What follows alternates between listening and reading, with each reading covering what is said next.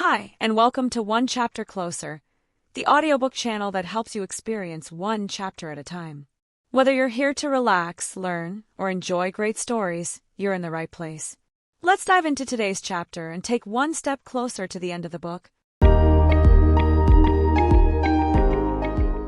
Application number 5. Feedback that doesn't flop. Key insight. When providing feedback, we often stand in judgment of others, seeking to impart wisdom or tell others what to do. If we instead frame feedback as an invitation to solve problems collaboratively, we'll often find that we achieve better short-term results while bolstering our relationship with others over the long term. Why it matters. When we focus on telling others what we think, we risk establishing or perpetuating a power dynamic that prevents others from really hearing us.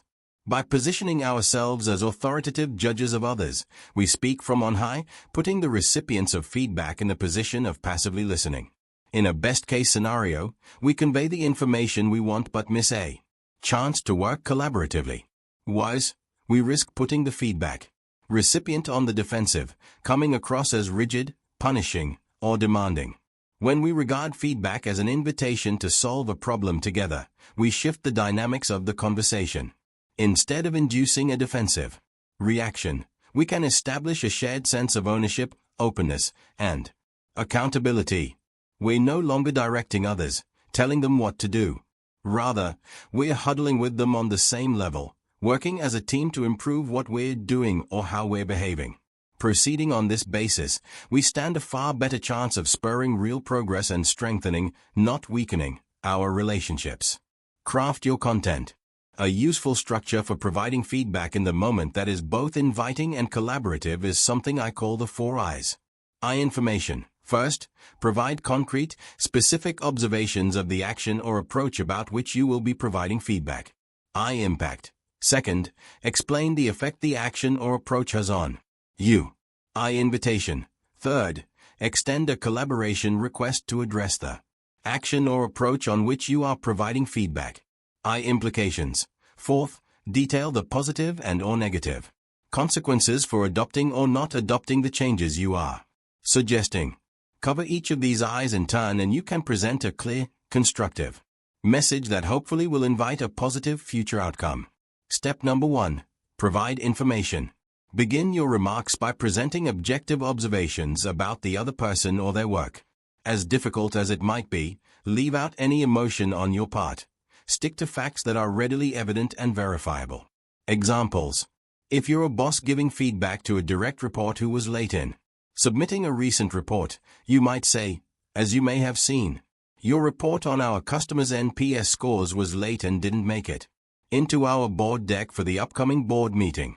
If you're a teacher giving feedback to a student, you might say, you earned an A on your first exam but C minuses on your last 2. Be sure to delineate what you're not going to discuss. In the first example, you might say, I'd like to talk to you today about the timeliness of your report, not its quality. In the second, your in-class participation is great, but I'd like us to discuss the effort you're putting in on your exams. By scoping the conversation this way, you help both the recipient and yourself to focus. Step number 2, explain the impact. With salient facts on the table, explain your thoughts and feelings about the change you wish to see in the other person's work or behavior. Speak directly using the first person singular, for example, I think or I feel. You want to own your thoughts and feelings, since that will allow you to demonstrate the issue's importance to you. Taking full responsibility for your reaction also will help to reduce the defensiveness and sense of being blamed that the other person may feel. Examples. I know the board is unclear on the customer satisfaction progress that we've made in the last quarter, and I fear we may have missed an opportunity to show board members how our initiatives paid off. I worry that you're not meeting the goals we established this semester, and I'm concerned that you might not get a final grade for the course that will set you up for admission to your favorite colleges.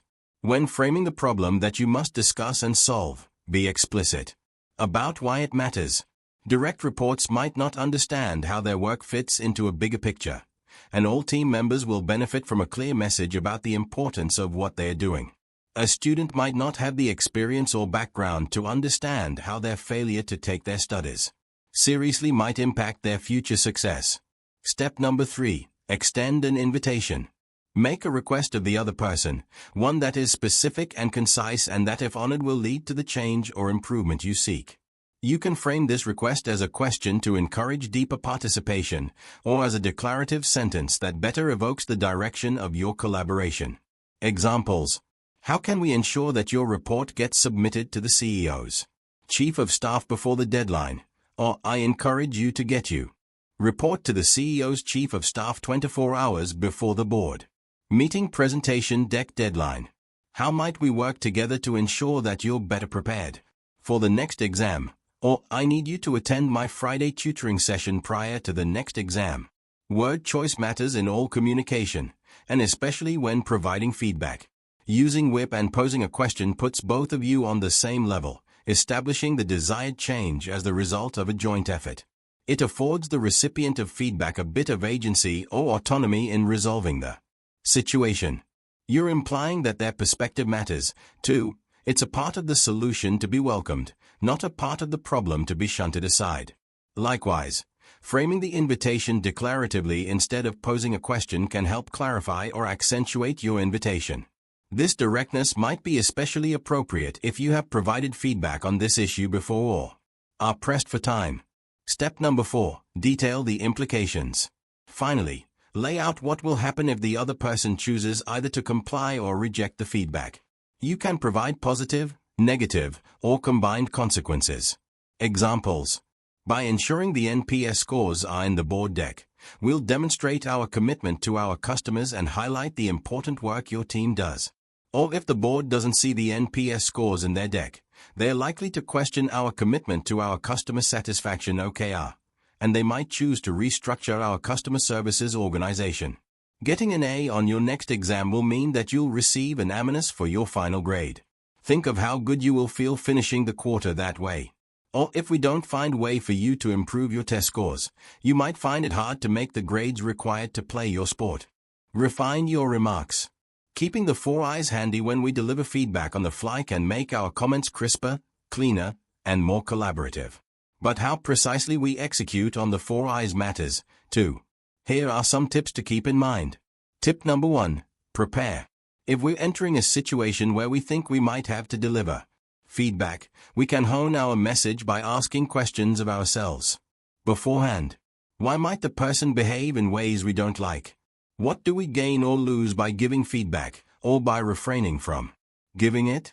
What behavior would we like to see?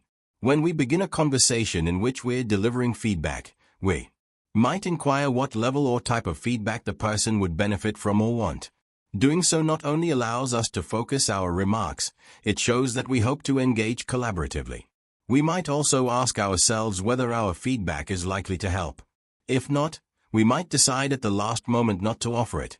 For example, when a colleague shares his frustration about a meeting we both attended, I can check in first and ask if he is looking for support and advice or a catharsis.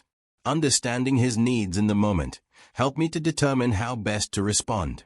When my wife asks me for feedback on something she has done, she often winds up giving me constructive ideas for how I might better deliver my feedback. I tend to offer suggestions and provide alternatives when sharing my impressions. She would prefer that I focus on how she is feeling. As a result, I now make a practice of asking her what type of feedback she most desires before sharing my opinions. Tip number 2. Be timely. We can achieve much better results with feedback that is timely, whether given spontaneously or not. When a person has done something that calls for feedback, we should speak up as soon after the offending behavior has occurred as possible. Of course, we also must allow time for strong emotions we might feel to settle. Choose the first occasion in which you can deliver feedback calmly and effectively. If for some reason you can't give feedback right after the offending event has occurred, try at least to alert the persons involved that you would like to chat very soon about what transpired. Putting a pin on this event will alert them to remember this moment. Tip number 3. Respect the context. An important caveat about timely feedback is to remember that the setting for providing the feedback also matters. Are we in the right place to deliver feedback and achieve our desired impact? Is it a good time given what else the recipient is experiencing or dealing with at the moment? People often best receive feedback when everyone involved is prepared and in the right mental and physical place to hear it. We might encounter a friend or colleague in a crowded public venue and feel tempted to deliver feedback. If the subject at hand is serious, that might not be such a good idea. Perhaps they are distracted with other tasks. Perhaps they would feel more comfortable speaking privately. Perhaps they are having a bad day and can't engage with you calmly and thoughtfully. You've arrived at a non-teachable moment, as veteran volleyball coach Ruben Nieves calls it. Perhaps the feedback's unexpected arrival makes it difficult for them to receive it. When we think about context, we also should aim to deliver feedback in person if possible rather than in virtual settings. It can be more challenging to deliver feedback effectively online, in writing, or on the phone, since we can't always cue into how others are receiving what we're saying, nor can we do much to tailor the setting to the message we wish to deliver. Tip number 4. Adopt the right tone. The precise tone we use can dramatically change the meaning of feedback we give using the 4 I's. Let's say a colleague has arrived 10 minutes late for a meeting for the 3rd time. Applying the 4 I's, we might say, "Hey, I noticed you're 10 minutes late. This is the 3rd time that's happened. I feel you're not prioritizing this meeting in the same way that I am. Are there ways that we can work together to help you be here on time so that we won't be late in completing our project?" To add urgency, we might adopt a sterner tone in applying the 4 I's. Something like, "You were 10 minutes late to our meeting. I feel you're not prioritizing this meeting appropriately. I need you to arrive 10 minutes early to the next meeting. If you don't, we might have to remove you from the team." Notice the differences. The first rendition takes a collaborative tone, because we're asking a question and offering to participate in the solution. In the second rendition, our feedback is a sharp declaration that also comes across as harsher because we point to negative implications arising from a failure to comply. Knowing that tone matters and that we can influence our tone in the moment can help us to convey our message more clearly. Tip number 5. Stay balanced. In every spontaneous encounter, we shouldn't strive merely to offer critical feedback but positive feedback as well. Before launching into the 4 I's, you may benefit from saying something positive about the recipient. Leading with a positive comment not only reinforces that you find value in the recipient and their efforts, it also will likely increase their receptivity to your constructive feedback. Of course, others should perceive your praise as roughly similar in importance as your constructive feedback. Praising someone on their outfit and then informing them that the quality of their work is deficient might come across as awkward, forced, or disingenuous. You would do better instead to praise them for real contributions they've made, such as raising important questions in a recent meeting or continuing to support the company's new hires. Tip number 6. Monitor emotions. As we provide feedback, we should pay close attention to the way the recipient is responding. If they become defensive, emotional, or distracted, we must adjust our message. Likewise, we can attend to our own emotional state during the conversation. Are we becoming too heated to communicate effectively? Might we dial up or down the emotional content of what we're saying to convey our ideas more effectively? If the situation starts to become emotionally charged, consider acknowledging the emotions without naming them and then returning to more objective matters. It can be risky to name emotions. If I observe that you seem upset, you might reply, "No, I'm not, I'm frustrated." We end up debating the emotional state instead of focusing on solving the problem at hand. To acknowledge emotions without naming them, you might say something like, "I can hear in your voice how important this is to you. I know we can find a good solution by focusing on a clear schedule." Tip number 7. Stay focused. We might have multiple pieces of feedback to deliver in the moment, not just one. A good rule of thumb, less is more. Beware of drowning the recipient in too much feedback, as they might have trouble absorbing any of it. What are the 1 or 2 changes we'd most like to see the other person make, or the 1 or 2 most important things you want them to know? Focus on those and leave additional feedback for another time. Application in action. The following 3 scenarios evoke the variety of different spontaneous feedback situations you might find yourself in, including situations in which others ask for feedback from you and those in which you find it necessary to give feedback to others because of behavior you're witnessing. I've also tried to suggest how you might respond in situations where you possess more or less power or status than the other person. In all of these situations, you have several levers at your disposal, including word choice, how you frame invitations as questions, suggestions, or declarations, and where or in front of whom you deliver the feedback. The more comfortable you become with the 4 I's, the more you'll be able to focus on these levers to communicate with appropriate nuance. Scenario number 1. Your colleague calls you over and asks you to review an email they plan to send to a prospective client. The email as written is vague and confusing. A possible response. I notice that your email is 3 paragraphs long and does not end with a clear request, information. I would be confused if I received this message or impact. I have 2 suggestions. 1. Remove the summary of your last meeting and simply put a link to the meeting notes, and 2. Put your desired action in the email subject line. Invitation. By making these changes, I think the prospect will be more likely to respond quickly. Implication. Scenario number 2. Whenever your boss presents to your team, he tends to focus on and favor the input of men on your team over women. This makes many of the women feel uncomfortable, impacting their morale. A possible response. I just wanted to bring to your attention that when you asked for input today, you only called on men and did not allow women raising their hands to speak. Information. I fear this is sending a message to the women on my team that you don't value their work as much as that of the men. Impact. Are there things I can do to help you involve the women on my team more? Invitation. If we can address this issue, I think you'll find that all of my team members have useful insights that will help us solve the specific challenges you bring to us. Implication. Scenario number 3. You and your child are attending a social event. Other guests are mingling and getting to know one another, yet your child is engrossed in their phone and not engaged. A possible response. You were looking down at your phone and didn't respond to the last 2 people who greeted you. Information. I feel it's impolite for you not to be involved with the people around you. Impact. Please silence your phone and put it away for the next 10 to 15 minutes. Invitation.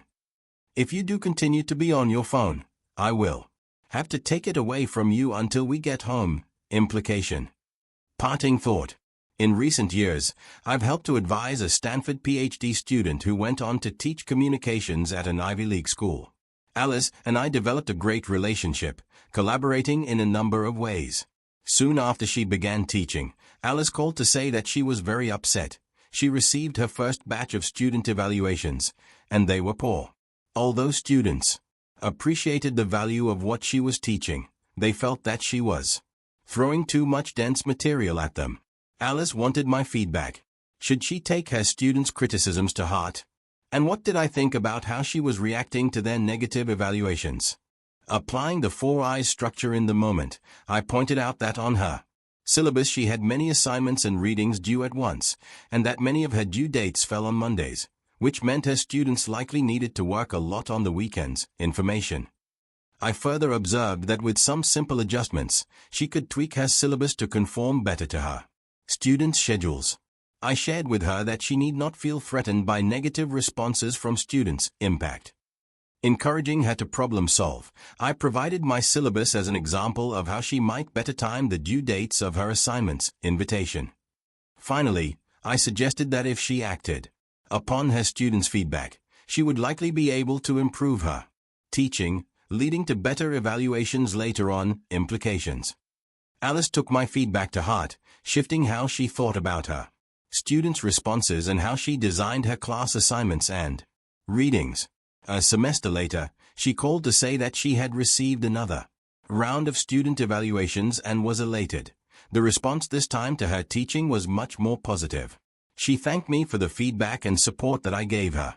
As a result of this episode, our relationship strengthened, and new opportunities for professional collaboration opened up. Giving feedback is one way that we can demonstrate concern and care for others. Taking time to do it so that it lands well can help others in the moment, and it also can foster longer-term connection, respect, and credibility. Inviting collaboration makes all the difference. Thank you for listening to this chapter on One Chapter Closer. Congratulations on being one step closer to completing the book.